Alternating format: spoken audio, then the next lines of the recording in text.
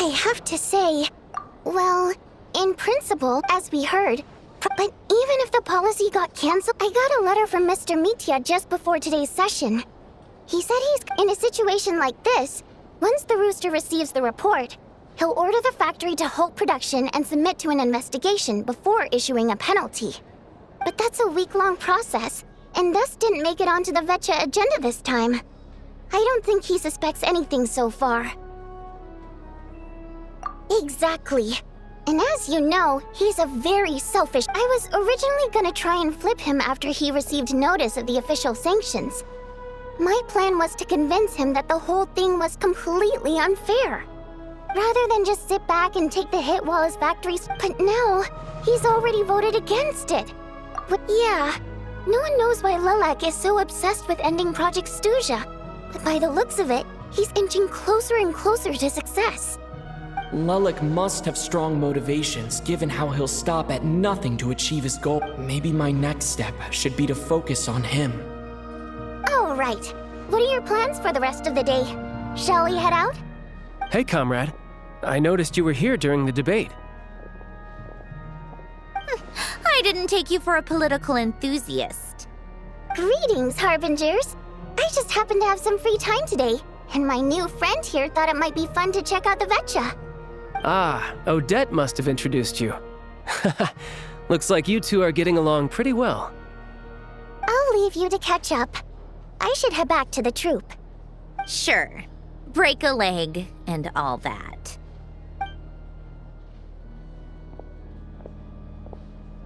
Thought it might be fun to check out the Vetcha, did you?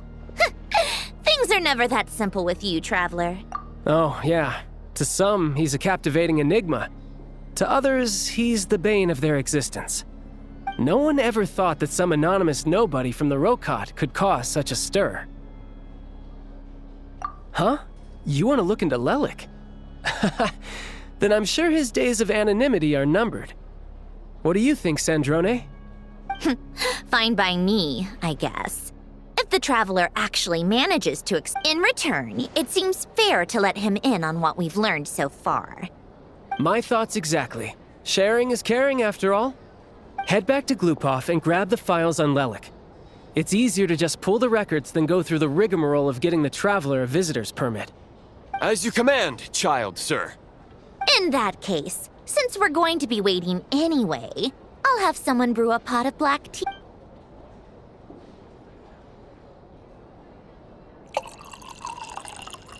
One common thread among the many incidents Lelik has been involved in is that the victims are all too scared to share any real information about him. Clearly, he must have threatened them in some way. His modus operandi is to silently infiltrate the scene and leave a threatening letter behind. But neither the letters nor the crime scenes ever yield any clues to his identity. So all these files have to offer are short statements by the people affected. They don't give us a lot to go on. If nothing else, it shows we're dealing with a trained professional who's versed in counter-surveillance. Yes, and to that point, he often strikes in highly secure locations. The victims are high-ranking and influential people who take their personal security very seriously. Somehow, Lelik slips right into their rooms without making a sound. There's never any eyewitnesses, nor the slightest trace of a break-in. If he can get in and out undetected, it means he can strike without warning. Not that that's ever happened so far, but the thought is enough to scare these people sleepless. It's hard to believe that a human being could pull this off flawlessly every time, so they switched the focus of the investigation to Faye. Unfortunately, no one's found anything yet.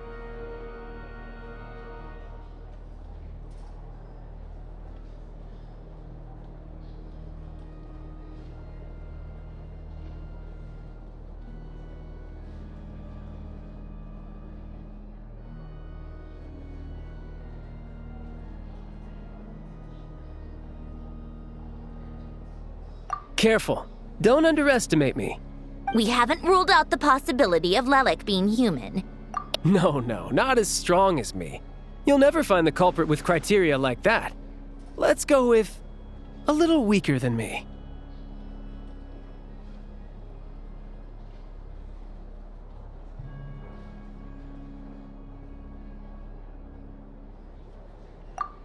Oh, you hit me right where it hurts. I'll admit, he's strong and meticulous.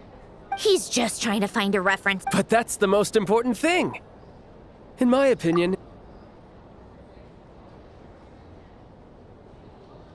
Odette. Except she's Fatui. So No, wait a moment. Maybe we should interrogate that assumption. what do you mean? Which assumption? Her Fatui identity doesn't necessarily exonerate her. And when you think about it, Plus, she... Oh, yikes. I was just thinking out loud. Why is this starting to sound like such a convincing theory? Still, what reason could Odette possibly have for trying to call off Project Stuja? Arlecchino would be the best person to ask. She knows Odette best. Unfortunately, she isn't back yet. Rosaline used to open up to her in private about her struggles with Odette. As I'm sure you can imagine, Arlecchino is quite a lot better with children than Rosaline was. She gave her some tips on how to handle the situation, and Rosaline managed to reach a settlement with Odette before leaving. So I suppose there were at least no lifelong regrets left behind. Beyond that, I don't know the details about that side of things.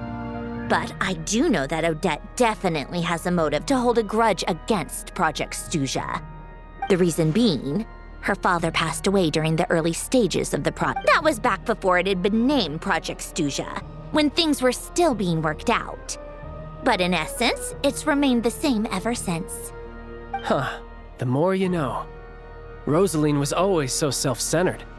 I never understood why she started paying so much attention to Odette. Is that such a surprise? If you cast your mind back, you may remember that Rosaline and I weren't exactly close.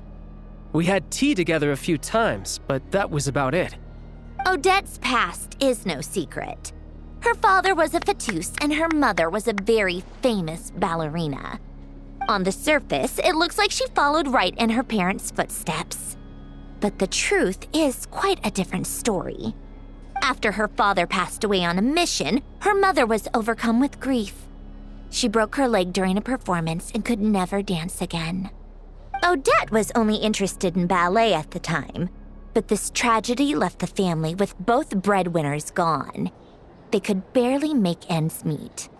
Per Capitano's policy, family members of Fatui who died in the line of duty had to be appropriately accommodated and provided with adequate assistance.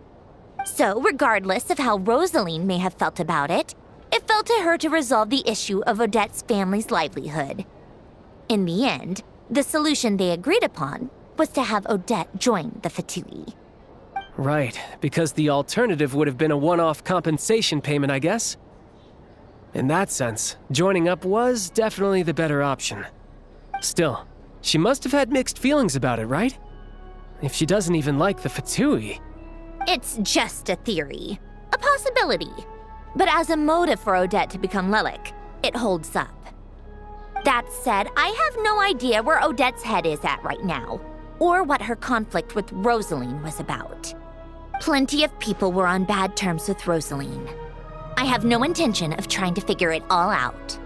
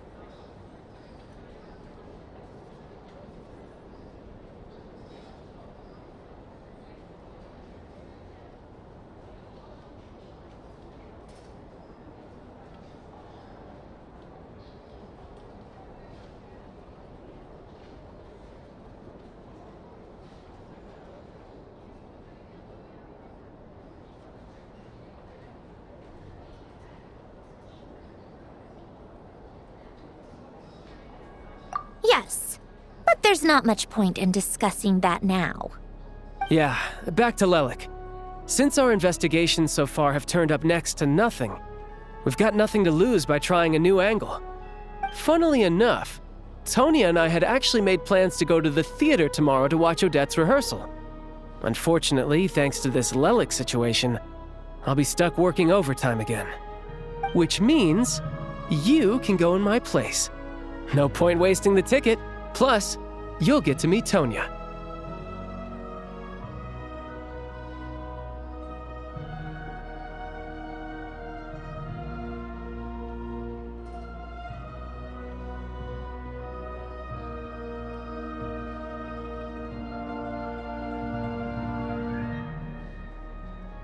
Spirit Seeker. Quite the classic ballet. It was passed down through Odette's mother's family for generations, though it hasn't been performed in years. But Odette's been practicing it diligently, and it's finally ready for a return to the stage. Excitement is through the roof. Tickets for the official performance sold out long ago. Tonya's excited for it too. She's desperate to see it no matter what. Personally, it's not really my kind of thing, but since she's my little sister, I had to figure something out. I've actually seen it several times before. The story's pretty straightforward. The lead character follows a trail of clues left behind by a spirit, gradually recovering her memories along the way. It's a tale of love and regret. So not exactly reinventing the wheel, at least by today's standards. But when that classic melody kicks in and the lead character begins to dance, it always gets me. It really is beautiful. Not an easy dance to do justice to, though. I know it's always been Odette's dream to perform this piece, but I'm not sure she's really ready. In that case, I think that even if she is Lelik, we should wait until her performance is over before we respond. I'll let you take it from here, comrade.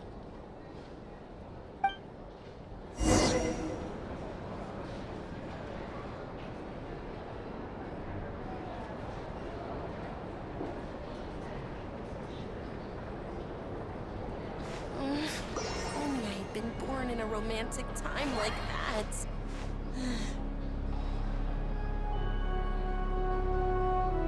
You got slapped once? That's nothing. This job really is tough. Having to worry every single day.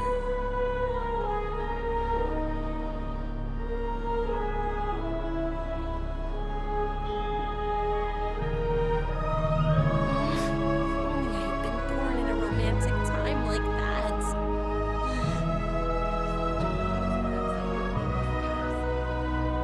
You got slapped once? That's nothing.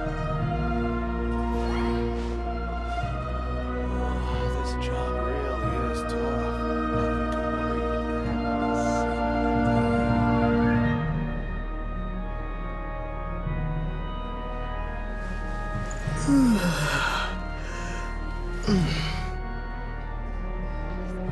You got slapped once? I had been born in a romantic time like that.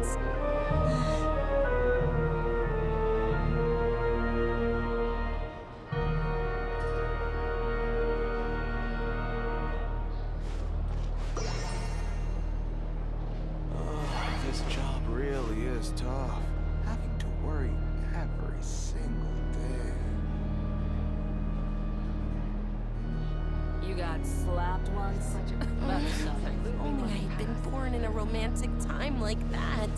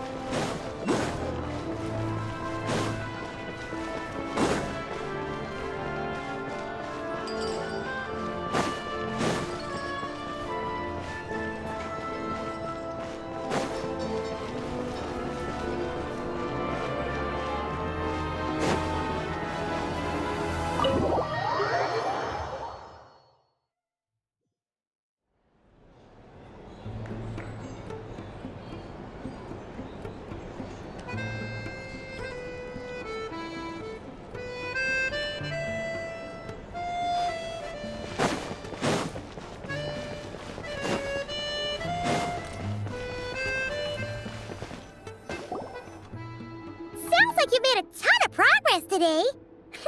It's good that everything's going so smoothly. Next step is to head back to the theater and get a... Either way, Paimon doesn't get the sense that she's a bad person. Sure, she might have done some pretty extreme things, but Paimon bet she has her reason. Maybe this is going too far, but like, with everything she's managed to do so far, wouldn't it make... Why leave a letter when she could, well, we know there are plenty of other ways to keep people in line, right? The point is, she could have gone further, but she didn't. So, if it is her, she's got some principles at least. Yeah! Well, all you can do is follow the facts wherever they lead.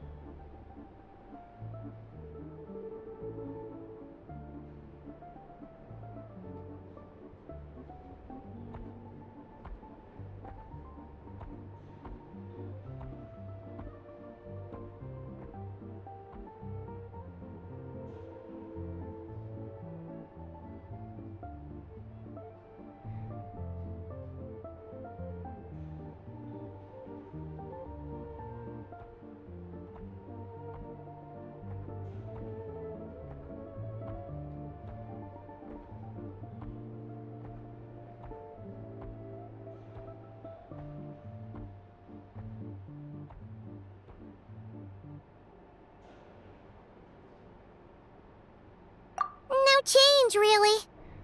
But that thing Paimon told you about yesterday? Paimon feels like she can sense it more clearly now.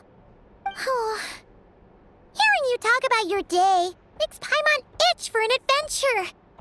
If only she could be there with you so we could experience it all together. Yeah, I wish you could be there too. I'm not used to adventuring alone.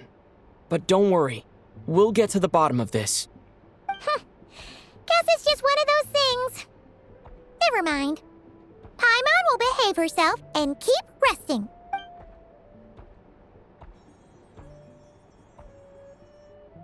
If Odette is Lelik, she may well have inside information on Project Stuja. Her father was involved with the project's early implementation and tragically died in the process. Now, she's dedicated herself to bringing it to an end. It's hard to imagine she could have gotten this far without knowing anything at all about the Tsaritsa's true intentions. When she spoke to us as a member of the Fatui, how much did she let on? And how much was she hiding? Only time will tell. Maybe tomorrow, everything will be answered. Hey, look! It's snowing! Could be a tough day ahead. Make sure you wrap up warm tomorrow.